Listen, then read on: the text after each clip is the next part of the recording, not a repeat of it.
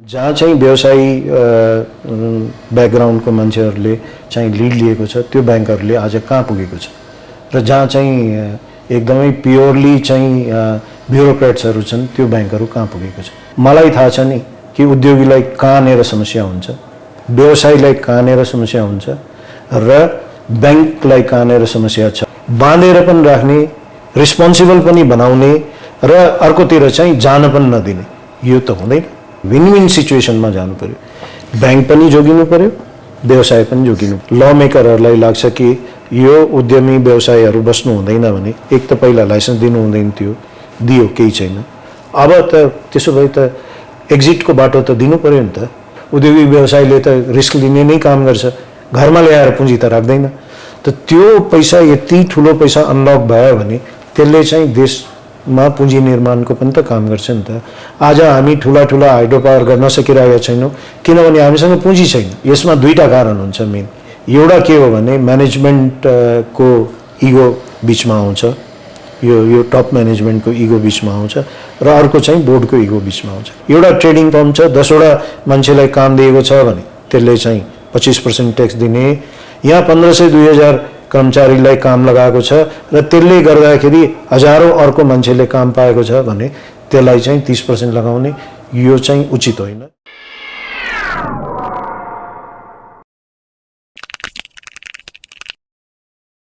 नमस्कार, सिंहदरबारमा यहाँहरूलाई स्वागत छ। म नारायण पौडेल। आज हामीसँग नेपालका एकमात्र उद्यमी बताउने बैंक तथा वित्तीय संस्था परिसङ्घका अध्यक्ष समेत रहनुभएका चल्ता फुर्ता उद्यमी पवन कुमार गोल्यान हुनुहुन्छ। स्वागत छ यहाँलाई। धन्यवाद। आराम हुनुहुन्छ? एकदम। बैंक तथा वित्तीय संस्था परिसङ्घको अध्यक्ष हुनुभयो, पहिले त तपाईँलाई बधाई छ। धन्यवाद, धेरै धन्यवाद। तपाईँ यो संस्थालाई साहुहरूको संस्था भनियो। बैंकको कोर बिजनेसलाई कन्ट्रोल गर्नका लागि साहुहरू एकीकृत भए भन्ने एङ्गलले पनि हेर्ने गरिँदो रहेछ। तपाईँहरू के उद्देश्यले यो संस्था स्थापना गर्नुभएको थियो? 1 वर्ष त क्रस गरिसक्नुभयो। यो चाहिँ भ्रमै हो, यस्तो होइन, पक्कै होइन।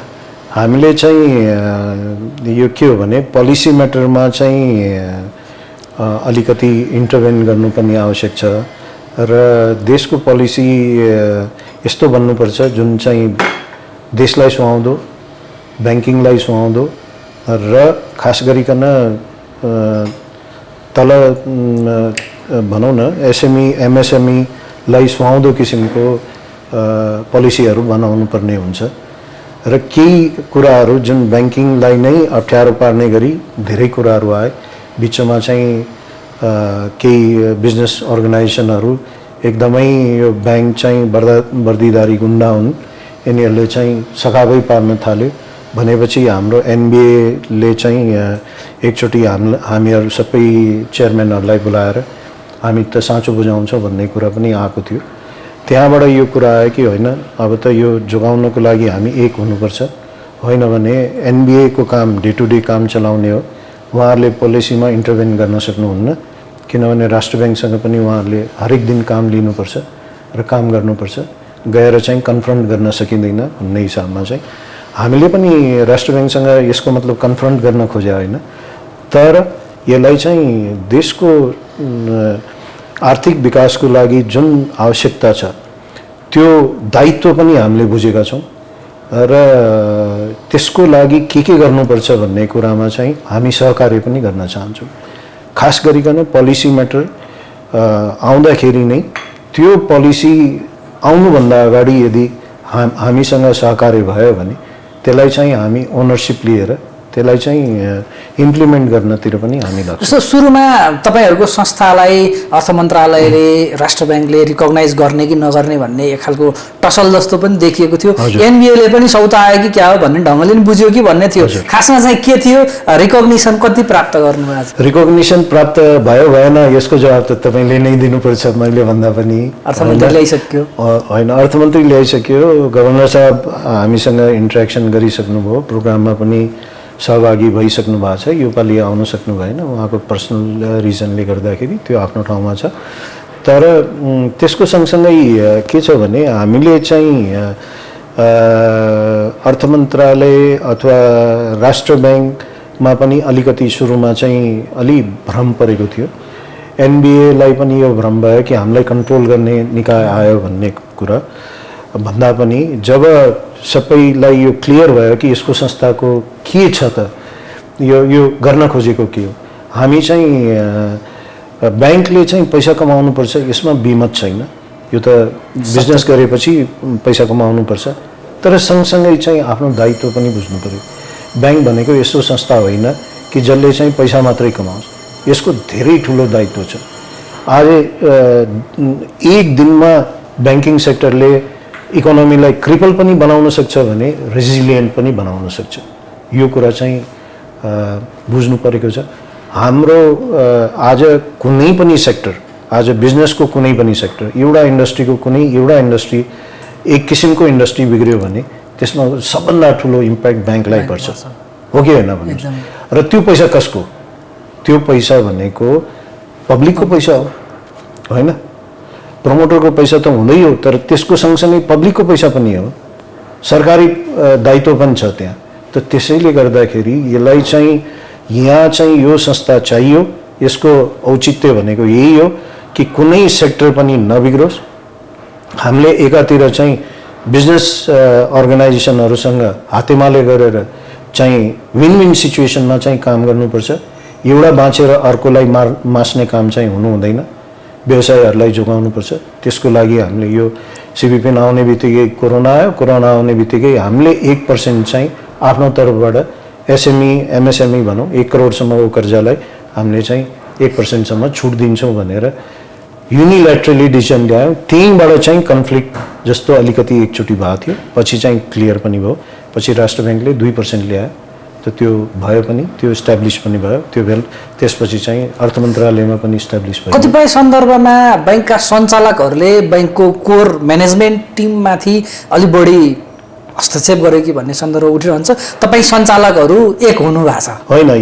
यो कुरा हेर्नुहोस्, कुनै एउटा पर्टिकुलर ब्याङ्कको त हुनसक्छ, यो म भन्दिनँ कि यो तर प्राय ब्याङ्कहरू हामी चाहिँ सञ्चालकहरू एक भएर यसमा चाहिँ मेन हाम्रो चाहिँ मकसदै मैले अघि भनिसकेँ कि समग्र रूपमा चाहिँ आर्थिक विकास हुनु पर्यो, ब्याङ्किङ सेक्टरको विकास हुनु पर्यो, यसको पहिचान हुनु पर्यो र यो चाहिँ जुन रिस्पेक्टफुल काम गरिरहेको छ त्यति रिस्पेक्ट पनि पाउनु पर्यो।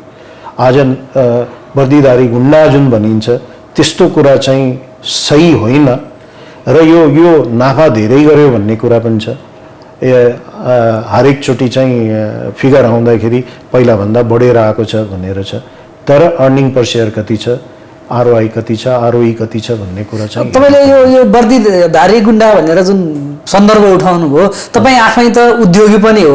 एउटा लेयरमा हेर्दा तपाईँ ब्याङ्कको अध्यक्ष, हजुर, ब्याज दर अलि बढी लिनुपर्छ भन्ने तपाईँको कन्सर्न भयो होला। अर्को तर्फबाट हेर्दा तपाईँ ऋण लिनुपर्ने ठाउँमा नै हुनुहुन्छ, किनभने एन्टरप्रेन्योरसिप उद्योग खोल्ने कुरामा त ऋण पनि लिनु पर्यो। एकदम। यो दुईटा चिजलाई कसरी व्यवस्थापन गरिँदा उपयुक्त हुने रहेछ तपाईँको प्र्याक्टिस? यो हेर्नुहोस्, यो कुरा एकदम तपाईँले भन्नुभयो कि यो राष्ट्र ब्याङ्कले पनि बारम्बार यो कुरा निकालेको छ कि यो व्यवसायीहरू चाहिँ ब्याङ्कमा हुनु हुँदैन, तर त्यसको नाफा कति र घाटा कति यो चाहिँ हेर्नुहोस् न, तपाईँको अगाडि नै छ। जहाँ चाहिँ व्यवसायी ब्याकग्राउन्डको मान्छेहरूले चाहिँ लिड लिएको छ त्यो ब्याङ्कहरूले आज कहाँ पुगेको छ, र जहाँ चाहिँ एकदमै प्योरली चाहिँ ब्युरोक्रेट्सहरू छन् त्यो ब्याङ्कहरू कहाँ पुगेको छ तपाईँ आफै हेर्नुहोस् न। त्यसलाई मैले व्याख्या गरेर राख्नु परेन, तर जहाँसम्म मेरो कुरा गर्नुभयो, मैले दुईटै जुत्ता लगाएको छु। मलाई यदि मैले आफ्नो वेस्टेड इन्ट्रेस्टमा काम नगर्ने हो भने त्यो त हेर्नुहोस्, कुनै पनि सिटमा बसेपछि, कुनै पनि ओहदा ओगटेपछि त्यसमा चाहिँ त्यसको लागि चाहिँ लागि पर्नुपर्छ र त्यसको चाहिँ त्योसँग चाहिँ एक किसिमको जस्टिस पनि गर्नुपर्छ। त्यो गर्ने हो भने यसमा चाहिँ झन् मलाई थाहा छ नि कि उद्योगीलाई कहाँनिर समस्या हुन्छ, व्यवसायीलाई कहाँनिर समस्या हुन्छ र ब्याङ्कलाई कहाँनिर समस्या छ भन्ने कुरा पनि अब बुझियो नि त। यतातिर आएपछि, टेबलको अर्कोतिर आएपछि दुईटै कुरा बुझिएको छ। त्यसैले म जस्ता मान्छेलाई त कसैले बुझाउनु परेन, मैले दुईटै कुरा बुझेको छु। त्यसैले त मैले यो कुरा राखेँ कि विन विन सिचुएसनमा जानु पर्यो, ब्याङ्क पनि जोगिनु पर्यो व्यवसाय पनि जोगिनु पर्यो। आजको दिनको जुन प्र्याक्टिस हामी गरिरहेछौँ त्यो चाहिँ विन विन सिचुएसन हो मोररलेस। अब आएर जबदेखि यो सिबिपिएनको भएको छ हामीले यो यही कोरोना कालमा नै सुरुवातमा नै एफएनसिसिआई सिएनआई चेम्बरलाई एउटा प्लेटफर्ममा ल्याएर यो आउने बजेटमा यो मोनेटरी पोलिसीको लागि एनबिएसँग सहकार्य गर्नुहोस्, किनभने डे टु डे बिजनेसमा हाम्रो त्यो हुँदैन, हाम्रो इन्टरफेरेन्स पनि हुँदैन। एनबिएसँग सहकार्य गर्नुहोस्, यो तपाईँहरू चाहिँ यो सिज फायर गर्नुहोस्, यो चाहिँ एकअर्कालाई गाली गर्ने चाहिँ बन्द गर्नुहोस्, यो हामीले एनबिएलाई पनि भन्यौँ, सँगसँगै यता पनि भन्यौँ। र तपाईँहरू चाहिँ यदि यो सोच्नुहोस्, यो कुरा भन्नुहोस् कि हामीलाई सिंगल डिजिटमा ब्याज चाहिएको छ, हामीलाई सस्तो ब्याज चाहिएको छ, हामीलाई फ्रीमा चाहिएको छ पैसा, त्यो भन्न पनि मिल्छ। तर ब्याङ्कको नाफा यति हुनुपर्छ या ब्याङ्कले योभन्दा बढी कमाउन मिल्दैन या ब्याङ्कले यसो गर्न मिल्दैन भन्ने कुरा नभन्नुहोस्। यो कुरा चाहिँ बोल्नबाट आफूलाई रोक्नुहोस्। त्यो भयो भने यताबाट पनि जवाब सवाल हुन थाल्यो भने त्यो चाहिँ राम्रो हुँदैन। यो कुरा चाहिँ हामीले बुझ्नु पर्यो। भनेपछि यो सिज फायर जस्तै भएको छ। त्यसपछि हेर्नु आज कुनै पनि संस्थाले अब पहिलाको हिसाबमा चाहिँ जुन हिसाबले गरिन्थ्यो त्यो चाहिँ जस्तो एउटा कन्फ्युजन छ बजारमा, हामी कस्तो प्रकृतिको अर्थनीतिको अभ्यास गर्दैछौँ भन्ने। कहिले कहिले ब्याज दर एकदम धेरै भयो भनेर राष्ट्र ब्याङ्कको रिक्वेस्टमा एउटा क्याप तोकिन्छ, कहिले कहिले छोडिदिउँ भनेर भनिन्छ। यो छोड्ने कुरा र म्युचुअल अन्डरस्ट्यान्डिङमा क्याप लगाउने कुरा यो कार्टेलिङ हो कि सिन्डिकेट हो कि या बजारलाई अराजकतातिर जाने दिने कदम हो कि यसरी पनि हेरिँदो रहेछ। यो बेला बेलामा क्याप लाउने, बेला बेलामा छोड्ने, यो चिजलाई कसरी हेर्ने? होइन, यसमा यसो छ, क्याप लगाएको त्यो बेलामा 2-2.5 वर्ष अगाडि जब एकदमै चरम क्रेडिट क्रन्च भएको थियो त्यो बेला के भयो भने एकैचोटि डिमान्ड धेरै बढ्यो। एकातिर हाइड्रो पावरका धेरै प्रोजेक्टहरू अनाउन्स भए, अर्कोतिर चाहिँ सिमेन्ट र डन्डी उद्योगहरूमा चाहिँ धेरै ठुलो लगानी गयो। त्यो जानु हुँदैन थियो, त्यो आफ्नो ठाउँमा छ, तर त्यो चाहिँ गयो।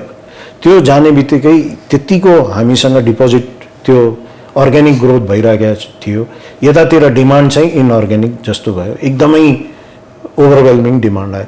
त्यसले गर्दा के भयो भने अब त डिपोजिटमा प्रेसर पर्यो। डिपोजिटमा प्रेसर परेपछि इन्स्टिट्युसनल डिपोजिटरहरूले जसले डिपोजिट गर्छन् उहाँहरूले चाहिँ ब्याज बढाउन सुरु गर्नुभयो। त्यहाँ त अब यो भयो कि पैसा ब्याङ्कलाई नहुने भयो, जसरी पनि ल्याएर दिनु पर्यो, कमिटमेन्ट गरेको पैसा। त त्यो गएको भए लगानी गर्ने ब्याज चाहिँ 18% 19% पुग्थ्यो। त्यो सिचुएसन त राम्रो होइन। भोलि त बिजनेसहरू चाहिँ त्यसले चाहिँ त्यो थलो पर्थ्यो होइन। त त्यसले गर्दाखेरि त्यो बेलामा एउटा भद्र सहमति राष्ट्र ब्याङ्क, अर्थ मन्त्रालय र एनबिएको बिचमा भएको। त त्यो भएपछि त्यसमा के भयो भने डिपोजिटको रेटलाई रोकौँ, इन्स्टिट्युसनल डिपोजिट योभन्दा बढी नजाओस्, इन्डिभिजुअल डिपोजिट योभन्दा बढी नजाओस् भनेर रोकेको। त्यो रोक्नमा सबैको राम्रो भएको छ, सहमति पनि छ। तर एकातिर चाहिँ यो कुरा उठ्यो कि डिपोजिटरलाई नोक्सान भयो भन्ने कुरा उठ्यो, तर लेन्डरलाई त फाइदा भयो नि त। होइन भने 17, 18, 19% तिर्नु पर्थ्यो। तर धेरै पपुलेसन हुन्छ, सानो सानो अमाउन्ट आएर जम्मा हुन्छ, अनि ऋण लिनेहरू थोरै हुन्छन्। यो बहुसङ्ख्यकमाथि अन्याय गर्ने कि नगर्ने? होइन, अन्यायको कुरा भएन नि त। एउटा चाहिँ देशको जति तपाईँको के भन्छ यो इन्डेक्स भन्छ नि, कन्ज्युमर इन्डेक्स, या जति तपाईँको मुद्रा ह्रास भएको छ त्योभन्दा बढी चाहिँ इन्ट्रेस्ट रेट हुनुपर्छ भन्ने छ होइन। त त्यो बेलामा हाम्रो चाहिँ 5-6% थियो महँगीको। त्यो 5-6% हुँदाखेरि 8-9% भनेको त राम्रो इन्ट्रेस्ट हो। त्यसलाई 13-14 पुर्याउनु पर्ने जरुरी थिएन नि त। 13-14 पुग्यो भने त त्यसबाट विकृति आउँछ नि त। त्यो नपुर्याउनको लागि त्यो बेलामा लिएको टुल एकदम ठिक थियो।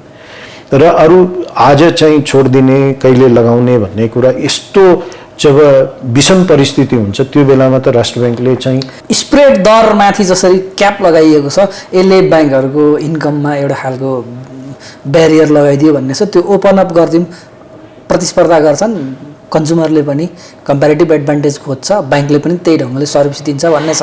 तपाईँहरू कहाँनिर उभिनु भएको छ यो सन्दर्भमा? यसमा यसो छ, हेर्नुहोस्, यो क्याप लगाउने कुरा त त्यही भयो नि त। यो कहाँबाट सुरुवात भयो भने यो एफएनसिसिआईको लिडले चाहिँ बारम्बार चाहिँ यो स्प्रेड यति हुनुपर्छ, ब्याङ्कको आरओआई यति नै हुनुपर्छ, आरओई यति हुनुपर्छ भन्ने कुराहरू जुन आयो, त्यसले गर्दाखेरि त्यसको यो रिजल्ट हो। यो वास्तवमा चाहिँ आज ओपन मार्केटमा चाहिँ धेरै कन्ट्रोल गर्नुभन्दा पनि ओपन छोडिदिँदाखेरि राम्रो हुन्छ। तर विषम परिस्थितिमा जब चाहिँ एकदमै जुन अघि हामीले जुन कुरा गऱ्यौँ त्यस्तो परिस्थितिमा चाहिँ राष्ट्र ब्याङ्कले इन्टरभेन गर्नैपर्छ, नेपाल सरकारले इन्टरभेन गर्नैपर्छ। होइन भने त्यो बेलामा त राष्ट्र ब्याङ्कले अब जस्तै हाम्रो छिमेकी मुलुकको पनि कुरा गर्दाखेरि रिजर्भ ब्याङ्क इन्डियामा त्यो बेलामा पैसा छोड्छ, एकदमै रिभर्स रिपो गरेर पैसा छोड्छ, जसले गर्दाखेरि त्यो ब्याज नबढोस् भन्ने। हाम्रो त्यो क्यापेसिटी छैन, हाम्रो राष्ट्र ब्याङ्कको हाम्रो त्यो क्यापेसिटी छैन।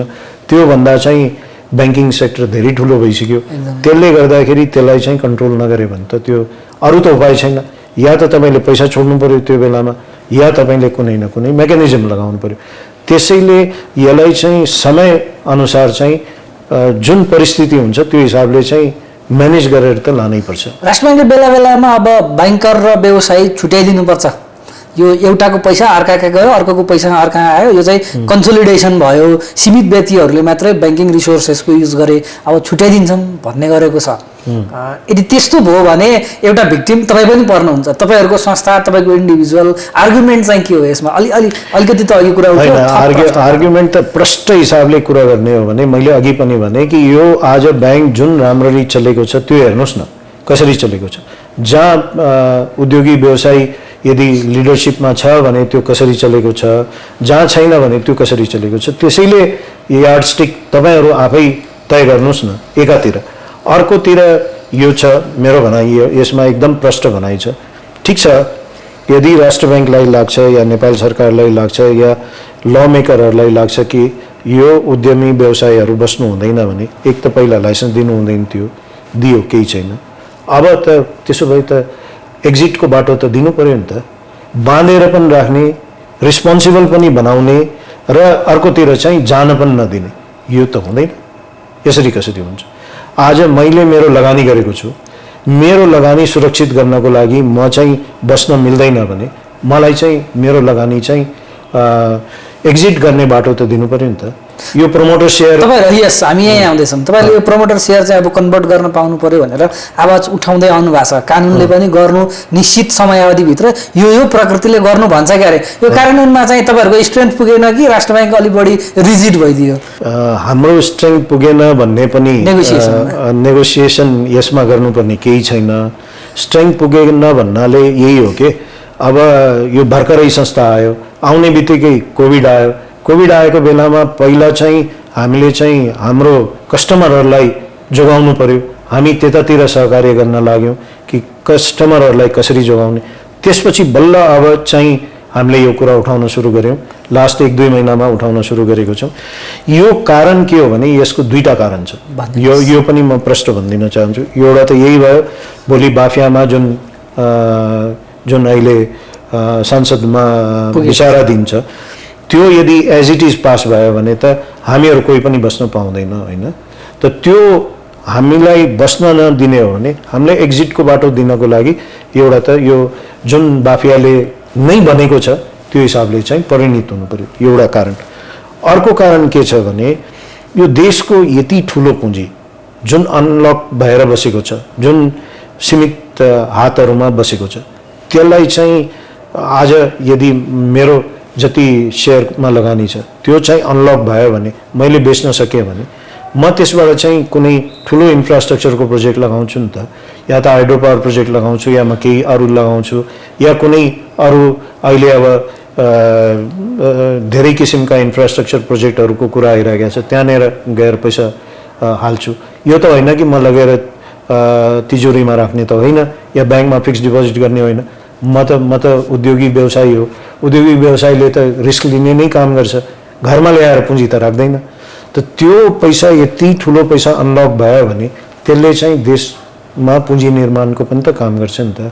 आज हामी ठुला ठुला हाइड्रो पावर गर्न सकिरहेका छैनौँ किनभने हामीसँग पुँजी छैन। तपाईँहरूले हामी यसलाई कन्भर्ट गर्छौँ बाफियाको विद्यमान व्यवस्था अनुसार भन्दा भन्दै राष्ट्र ब्याङ्कले स्वीकृति नदिएको हो कि तपाईँहरू राष्ट्र ब्याङ्कले दिँदैन भन्ने नाममा त्यो प्रक्रिया अगाडि नबढाउनु भएको होइन, हामीले प्रक्रिया अगाडि बढाइसक्यौँ। केही ब्याङ्कहरूले चाहिँ राष्ट्र ब्याङ्कमा लेखेर दिइसक्यौँ, बोर्डको निर्णय गरेर राष्ट्र ब्याङ्कमा लेखेर दिइसक्यौँ।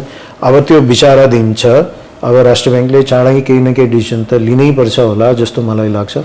केही न केही डिसिजन लिन्छ पक्कै पनि। ओके, राष्ट्र ब्याङ्कले फाइनेन्सियल कन्सोलिडेसन भनेको मर्जर गराउने सशक्त सक्षम सबल वित्तीय संस्था बनाउने भन्दै आएको छ। त्यसमा क्रस होल्डिङवालाहरूलाई मिलाउँदा चाहिँ अलिक सजिलो हुन्छ भन्दै आइरहेको छ। यो सङ्ख्या कतिवटा चाहिने ब्याङ्क तथा वित्तीय संस्थाको भन्ने एउटा बहस पनि छ। तपाईँहरू कहाँनिर उभिनु भएको हो?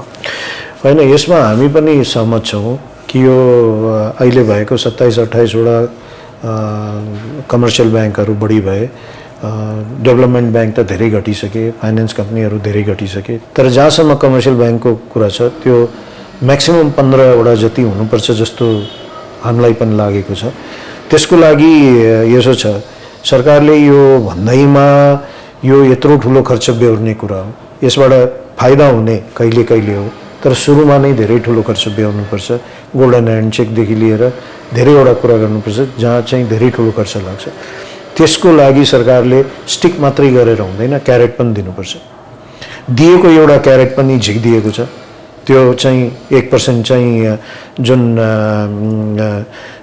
स्प्रेड दरमा चाहिँ बढी दिने भनेर थियो त्यो पनि अहिले झिकिदिएको अवस्था छ। र अर्थ मन्त्रालयले पनि अब आउने बजेटमा अस्ति पनि हामीले डिमान्ड गरेको यही हो कि यसमा चाहिँ एक त यो ट्रान्सपेरेन्ट सेक्टरलाई बढी ट्याक्स लिनुपर्ने, इन्कम ट्याक्स लिनुपर्ने कुनै औचित्य छैन।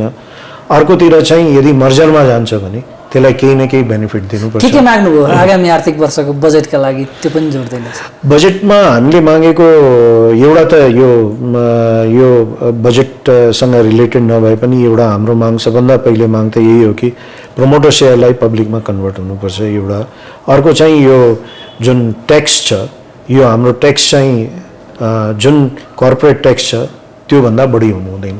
छुट्टै ब्याङ्किङ र इन्सुरेन्सको लागि दुईटाको लागि एउटा ट्याक्स छुट्टै, किनभने झन् सबभन्दा ट्रान्सपेरेन्ट र सबभन्दा बढी इम्प्लोइमेन्ट दिएकोलाई बढी लगाउने। एउटा ट्रेडिङ फर्म छ, 10वटा मान्छेलाई काम दिएको छ भने त्यसले चाहिँ 25% ट्याक्स दिने। यहाँ 1500-2000 कर्मचारीलाई काम लगाएको छ र त्यसले गर्दाखेरि हजारौँ अर्को मान्छेले काम पाएको छ भने त्यसलाई चाहिँ 30% लगाउने। यो चाहिँ उचित होइन, यसलाई चाहिँ ठिक गर्नुपर्छ भन्ने अर्को माग हो। अर्को चाहिँ यो आउने बजेटमा चाहिँ यो बिग मर्जरको लागि चाहिँ केही न केही सहुलियतहरू दिनुपर्छ। केही न केही ठ्याक्कै यति भयो भने जान्छ। यो जस्तै एक त तपाईँको अब 5 वर्षको लागि यो गर्यो भने 20% ट्याक्समा चाहिँ लाग्ने ट्याक्समा 20% चाहिँ छुट दिन्छौँ भन्ने एउटा कुरा आउन सक्छ। अर्को कुरा स्प्रेड दरकै कुरा अघि गरियो। त्यस्तै अरू जुन यो डिभिडेन्ड ट्याक्स हुन्छ त्यो चाहिँ 5 वर्षको लागि नलिने भन्ने कुरा हुनसक्छ। यस्ता कुराहरू 2-4वटा कुरा भयो भने त्यसले चाहिँ ब्याङ्कलाई चाहिँ जानको लागि, किनभने डिभिडेन्ड ट्याक्स नलाग्ने बित्तिकै अहिले यो के हुन्छ भने मर्जर नहुने कारण के त? बिग मर्जर नहुने कारण के? म तपाईँलाई सोध्छु, तपाईँले जवाब दिनुहुन्छ कि मलाई नै सोध्नुहुन्छ? यो प्रश्न तपाईँतिर तेर्सिन्छ। ल म दिन्छु। यसमा 2टा कारण हुन्छ मेन। एउटा के हो भने म्यानेजमेन्टको इगो बिचमा आउँछ, यो टप म्यानेजमेन्टको इगो बिचमा आउँछ र अर्को चाहिँ बोर्डको इगो बिचमा आउँछ। खास गरिकन चेयरम्यानदेखि लिएर बोर्ड मेम्बरहरूको इगो बिचमा आउँछ।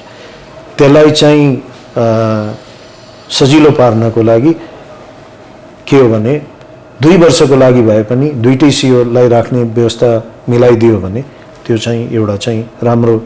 अध्यक्ष 2टा हुनु जरुरी छैन, अध्यक्ष त एउटै हुनु पर्यो। अध्यक्ष 2टा भयो भने त पार्टी जस्तो होला। अब त्यो त म बोल्न चाहन्न, तर जे होस् त्यो राम्रो होइन। तर एउटा चाहिँ उपाध्यक्ष चाहिँ हुने व्यवस्था मिलाइदियो भने, एउटा अध्यक्ष एउटा उपाध्यक्ष जस्तो व्यवस्था मिल्यो भने त्यसले चाहिँ काम गर्छ।